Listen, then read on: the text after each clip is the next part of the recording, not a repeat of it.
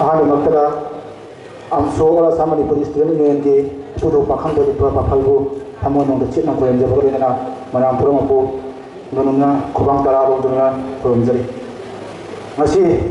ꯏꯪ ꯀꯨꯝꯖꯥ 2012 ꯁꯦꯞꯇꯦꯝꯕꯔꯒꯤ ꯇꯥꯡ 30 ꯊꯥꯡꯖ ꯅꯨꯃꯤꯠ ꯑꯁꯤꯗ ꯄꯥꯡꯊꯣꯛꯆꯔꯤꯕ ꯑꯝꯁꯨ ꯂꯛꯈꯤꯄꯨꯔ ꯗꯤꯁꯇ꯭ꯔꯤꯛ ꯀꯃꯤꯇꯤꯅ ꯁꯤꯟꯖꯗꯨꯅ ꯄꯥꯡꯊꯣꯛꯆꯔꯤꯕ 138 ꯁꯨꯕ ꯂꯝꯖꯥꯟꯕ ꯍꯤꯖꯝ ꯏꯌꯥꯔꯄꯣꯔꯠꯀꯤ ꯃꯄꯣꯛ ꯀꯨꯝꯑꯣꯟ ꯊꯧꯔꯝ ꯑꯁꯤꯗ ꯃꯤꯐꯝ ꯃꯄꯨꯒꯤ ꯑꯊꯣꯏꯕ ꯃꯤꯊꯨꯡꯂꯦꯟꯒꯤ ꯐꯝꯐꯝ ꯅꯥꯝꯗ ꯅꯤꯡꯁꯤꯡꯕꯤꯈꯤꯕ ꯑꯩꯒꯤ ꯃꯦꯗꯥꯝ ꯀ꯭ꯔꯕꯝ ꯑꯅꯤꯇꯥ ꯗꯦꯕꯤ ꯖꯤꯂꯥ ꯄꯔꯤꯁꯗ ꯂꯛꯈꯤꯄꯨꯔ ꯍꯧꯖꯤꯛꯄꯨꯗꯤ ꯃꯍꯥꯛꯀꯤ ꯑꯊꯨꯕ ꯄ꯭ꯔꯣꯒ꯭ꯔꯥꯝ ꯑꯃꯒꯤ ꯃꯇꯨꯡ ꯏꯟꯅ ꯑꯩꯒꯤ ꯁꯤꯒꯤ ꯃꯐꯝꯁꯤꯗꯒꯤ ꯂꯥꯞꯅ ꯆꯠꯈ꯭ꯔꯦ ꯑꯗꯨꯒ ꯃꯇꯨꯡ ꯇꯥꯔꯛꯄꯗ ꯏꯀꯥꯏ ꯈꯨꯝꯅꯖꯔꯤꯕ ꯃꯤꯊꯨꯡꯁꯤꯡ ꯃꯤꯡ ꯑꯣꯏꯅ ꯄꯟꯖꯔꯕꯗ ꯏꯌꯥꯝꯕ Naskam Sanahan president AMSU central committee ꯑꯣꯖꯥ Saikhom Kamalakanta Singha adviser AMSU central committee ओजा doctor P Rasbihari Sinha vice president Manipuri People's Front central committee इमा Konjengbam Ongbi Aruna Devi president all Assam Manipuri women coordination committee अमदी इमा बेनी मिश्रा प्रेसिडेंट अमसु असम मयापदी अपुनबलो अमदी मान नंसिनरिबा ओजा सिंह छात्र महैरो सिंह अमदी अगी मरुम अबिता खुदिमकु अवांग पथाते इकाई खुमिदबगलोना ता मोक्सरी नसीगे थरोमसे अना दुगाम हेंदोक्तुना हाइजनिंगबदी लेजरे ममांगदा ओजासिंग अमदी मिंगमन पंजाबदा अथुबा अखनब म्यूजिकी वालोर ओइना ओजा थोक्सोम विश्वनाथ सिंह अमदी ओजा डॉक्टर थोक्सोम बाबाचंद्र सिंहनसु नसीगी थवम मसीगे मरी लेना अखनब हिरम कयादा मरी चुमना वफम कयाम थबिरमे अमदी लोइना नसीगी दाता लिंसिलिबा ओजासिंगसु वफम कयाम थबिरमे मसीदा अइना थुदोक हेदोना अदि मखा समना हाइजनिंगबदी लेजदे तबदबु अगी ओइबा वखलों खतंग मसीगी थमजगे मयांगी खुदोंचाबा सिरो पुन मयां पुनबगी खुदोंचाबा सिरो सिनजरगा अखोइना मसीगी प्रोग्राम पांथोई बसे करिगिनो अखोइ करिगिदमोता इराबोती थलम पांथोई बनो हाइबसे अदि अखोगी पुनिंगदा हाइजगे हाइबदी अखोइना इराबोत पुनिंगसिंगबा इराबोत की मदुंगदा इराबोत की खतमदा लई सुखतबा माया कटपदुना इराबोतता अखोगी ओइबा माकी तुंगिनबा माबु नुसिबा माको अरे तो माकी तोमिमन अखोइना काउदबदु नतबा अखोइना अखोगी ओइबा इराबोना तोरमबा थोदांसिंदुगा जाइबा मकै अखोइना ngमजबा थाता अखोसु माकी तुंगिनदुना माक दुमाना नतगसु अखोसु अखोगी ngमजबा मतमदा माकी दुमाना अथांग कनबा अदेगी ओजबा थादोकबा अदुगुंबा मयाम मदो थादोकगा अखोसु मागी मतुमिना लमजानबा अमो ओइबगी अदुगुंबा पुक्सेल अदुगुंबा वखलसिंग अमदी अदुसु चेननबा पाबा हागनी मसीदा खनमा मसीगी जाम नुंगाइबा नुमिसिगा आइना खतंग हाइजगेबा मना मसी दमजान बा हिजम इयारपोर्ट की चामोल कुंतेरे सुबा मपोक कुमोनचे असिगी थरोमसिगी मरुना अखोइना मसीगी इनविटेशन से नंबदा अखोगी फोटोदा लेबा फोटोगी प्रेस हाइदारे हाना जाम नमिन लेबा ओजा हवमं कुंदरान हवम कनमगी बोंटिया पुदि होमा पुनि हाइगम तोइ माके आई कावरे तो माकी मोगी प्लेस लाइना अखोगी इनविटेशन नमजबनी तो इनविटेशन नम मतमदा ओजागा अखोगा ओजासिकी मचानुपाना इनविटेशन नंबरी तो ओजागा अखोगा इनविटेशन नंबगी गाइथों आसिन तौनेगा ओजाना अखोदा जामना मरी चुम्बा वफम खतंजु थमदिरे आदि अफबा ज्ञान लौसिन खरु थमदिरे असिगा जामना मरु ओइबा हाइतारे मसीगी निमसिगसु चामगा कुंते सुबा लमजानबा हिजम इराबोत की मपोक कुमो नुमित असे हुजी माना अखोगी कसादा हाइतारे मैतै खुनसे सागै जेक थानाय ते पुलैबा जेक थानाय ते पुलै खुन मगोइना पाबा खुन मैतै खुनसे चामगा कुंते सुइहना माना तमदिरे मैतै कसादा चामगा कुंते मैतै खुनदै हैना अदुमाना सिगी जाम नुंगाइना सिगी थोमसु जाम चनाबा हाइतारे सुमाना अखोगी ओजानासु अखोदा जाम तमदिरे अदुगा असिगी नसागी अखोना पांथोकजरिबा थवमसिदा असिगी अखोना आंगांसिगी ओइबा अखनबा क्लास 9 अमदि 10 गी ओइबा अखनबा हिरमदा हेंदानबगी थोरम अमा थमसे अखोना चुमना सुम फंक्शन अमखक अखोगी सिगी फॉर्मल फंक्शन ओजासिना वांगांग सेता तौरबी मतुंगदा अतुबा अदि कयमोदा तौदरसु अखोय असिन दोसनगिबा जायना खंजै अदुबो अखोना अदु तंग ओजासिना वांगांग अखोगी फॉर्मल फंक्शन से तौरगदी अखोय कानाबा लय अखोगी अखोना तौसिगी ममनसे लय अमदि अखोना तौजैबसिंगसिजु अखोगी हवैबा आंगांसिंसिना हायें अखोयना आंगसुजे थादोखबगी मतुंगदा अखोगी हुजिकी आंगांसिंसिना मु हायें कोना आंगसुजे पाइना तौनी अदुना अखोगी स्कूलसिंगदा अखोन 13 अगस्त तौई बीटीके बामदा अखोई महात्मा गांधी गांधी जयंती महात्मा गांधी जवाहरलाल नेहरू पुनम खंगे अदुबो लमजान हिजम इरापोर्ट से खंगे मसीगी मतांगदा अमुतंगा वफम अमुतंगा थमजगे हाइबदी मसीसे लमजान हिजम इरापोर्ट की थवम पांथोकसे आई सा आमसु जौजरपसे 2018 दगी आई आमसु जौजरए 2018 दगी ngasi फाव जावफम तमदा आई अना जाऊजरपदा हाइतारे आमसुगी डिस्ट्रिक्ट कमिटी ना वगैरह सेंट्रल कमिटी ना वगैरह अना खंगजबदा आमसु इराबोट की थवम पंतो पसेंग सिन अहानबनी अना अना अदु नौजे अदुना अखोसु जाम केम खंगजबदा चले इराबोट की मरमदा अखोसु मसिदगी लर्निंग अखोसु तमजबनी दो छात्र सिंसु इराबोट की मरमदा हाना खंगमदबा हाना इराबोट की कम इराबोट से कनानो खंगमदबा कयामु ले मनी अदुबो अखोना टॉपिक अमा जना हिजम इराबोना समाज पंतो नंबर थोदाम सिंह हादन पिथुलगा मोइदा अखनबा हिजम अमदा वापुंग पिबगी हंदानबा थंबसिगा छात्र सिंना महिरो सिंना असिगी कंपटीशन असिगी हेंदानबा सिदा सरुक जादना इराबोट की मंगल थिजिंदुना बजा सिंगा निंगदुना असिगी हेंदानबा से सरुक जाइबसे अखोया अदि इराबोट की हाना खंगम दबा तागो हुजी अमुना खंगाबनेबा असिदगी सु अमुना ना सै बजा सिना गांग बया फजना तारा बतागदी हयें इसाना जुमदगी प्रिपरेशन तोरागा लाइबसिदो कतंग कौथुकी बतागा जो ओजा सिना गांग मतमदा खितंग अखोइना दुगी ओजा सिंगी गांग बयामदो अदुरो फोंदोकनी हाबसे असि थमजगे दुगा आई एग्जाम हेंडो थोदना मताइदी मखाताना अखोइना जो थव मसिगा मयिना ना हेंडो थोदना खंग नतबनिना मतांग सिदा आई वफम से थमजगे मसि हागा आई रोशनजरगे थैंक यू मयाम खुरमजरी अहानबदा डाइस तेलेक्शन बीबा प्रेसिडेंट चीफ गेस्ट अमदी गेस्ट ऑफ ऑनर बु इकाई खुनबु चरी मांग तेलेक्शन बीबा ओजा सिंह तोंगान तोंगान स्कूल सिंगरी लेंबिलेप छात्र सिंह छात्र छात्री सिंह बु इकोनोना खुरमजरी ngasi अखोइना पांथोलिबा थौरम असि लमयानबा हिजम इराबोट की चामो कुंत्रेट सुबा मपोक नुमितनी लमयानबा असिगा सेप्टेम्बर थागा यामना मरी लेनै महाना ताइबंग फौरप अमदी ताइबंग थादोखिबसु सेप्टेम्बर था सिमक्तदनी महाक सोशल रिफॉर्मर नि पॉलिटिशियन नि राइटर नि स्पोर्ट्समैन नि मगुन कयाना लेकेंखिबनी तोल तारबसिंगी मरुपनी समाज की फत्तब चटनबी कयाबु सेमदोक्तुना निंथौगी मायोक्ता लेप्तुना अवा अना तीदना खोंजंग कयासु चंगसिंखि महागना मणिपुर 1904 थोखिबा अहानबा नुपिलान अमदी अनिसुबा नुपिलान 1939 दा अचौबा थौदांग लौखि लोइनाना अहानबा छात्र सिंह स्काउट लिंखत्तुना महिरोई सिंहबु मिकअप थोखनखि महाकुंबा लुचिंबा अमगी मपोक नुमित अमदी निंसिंग कुमोन कया पांथोकपसि महिरोई अखोइना तौफम थोकपा तंगाई फद्रबा थौदांगनि खल्ली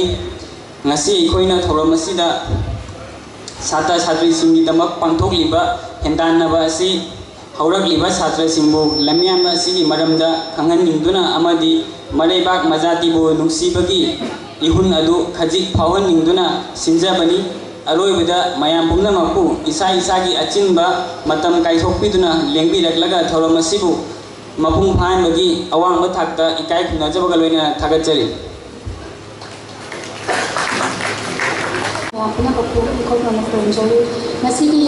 सेप्टेम्बर 30 to 2023 थांजन नमिदसिदा अखोगी लायखरबा लमयान हिजम इराबोट की 127 सुबा मपोक कुमोन थौरमसी दा मसीगी प्रेसिडेंट की फंफम नांगलन सिंगिरिबा आइगी मरु आमसु लखीपुर डिस्ट्रिक्ट कमिटी की प्रेसिडेंट होइना फंबु बिरिबा मुतुम थोइबा अमदी मसीगी थौरम असिगी अथोइबा मिथुंगलेन की फंफम लांगदा निंगशिन बिरिबी मैम प्रभा मनिता जिला परिषद लखीपुर अमदी इकाई खुमदा चरिबा मिथुंग सिंह मफम मथंग सिगना याम्बा Nasikpam Sanahal president AMSU Lakhipur AMSU central committee ओजा Saikhom Kamalakanta adviser AMSU central committee ओजा doctor P Rajbihari vice president Manipuri People Front central committee इमा कंचनबोंगी अरुणा प्रेसिडेंट ऑल असम मेरा पार्टी वुमेन कोऑर्डिनेशन इमा बेनी मिश्रा प्रेसिडेंट ऑल मणिपुरी मेरा पार्टी अपुन बल्लू अमदी मांगदलिंग सिंह बिरिबा ओजा सिंह इमा इवेंट सिंह अमदी छात्र महेरोई खुदिमकु इसा इसागी अचिनबा थबक कया मरम काथोकिदुना मसीगी थौरम मसीगी मपुंग फाहनबिनी खंदुना लाक्पिबा खुदिमकु अवांबा थाकता इकाई खुनाबगा लोइना तराम लौचरी थैंक यू सिगी आमसुना all Assam Manipuri student union सिन लांगुना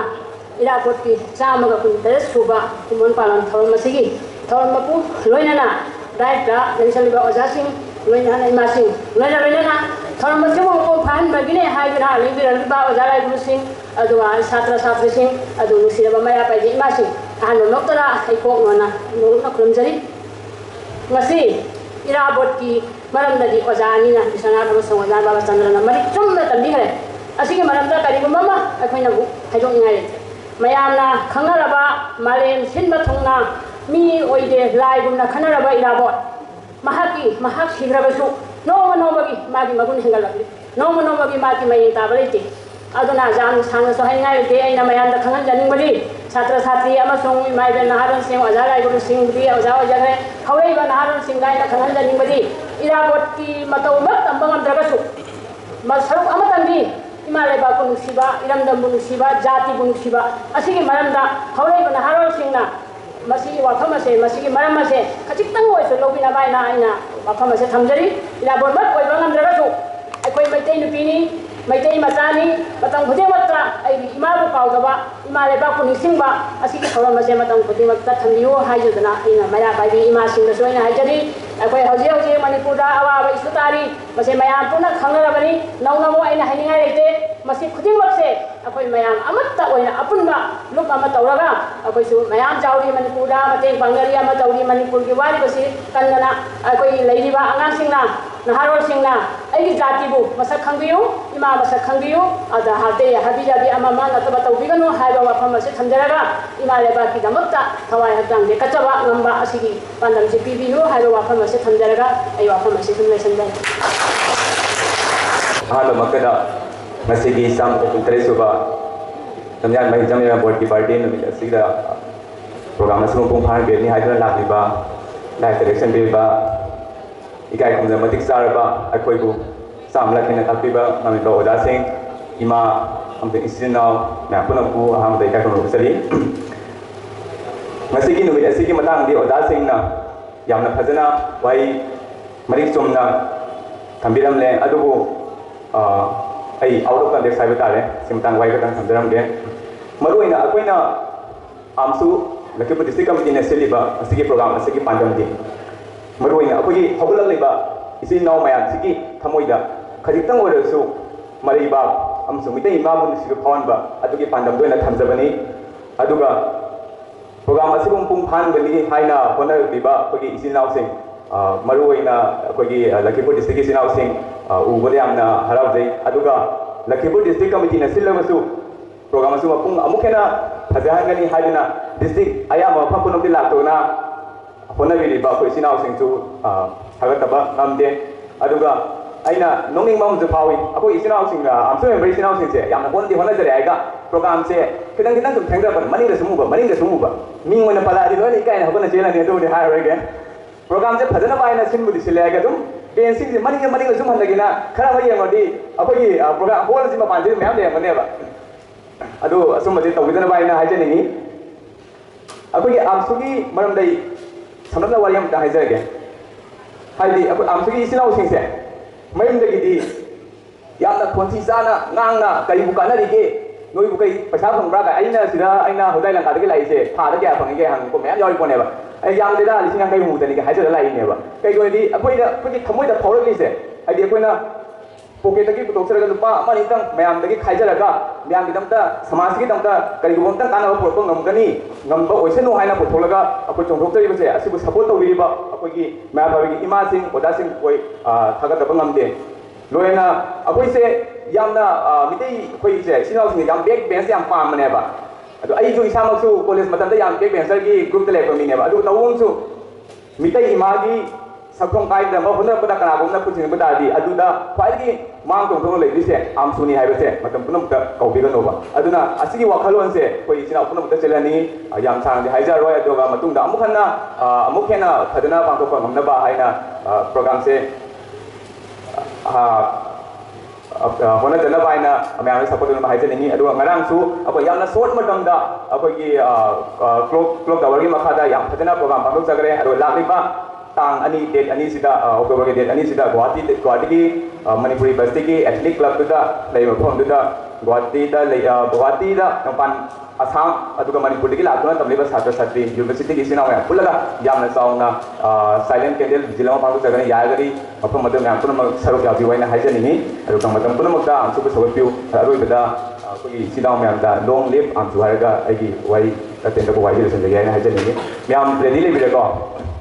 long live! Long live! Long live! Thank you.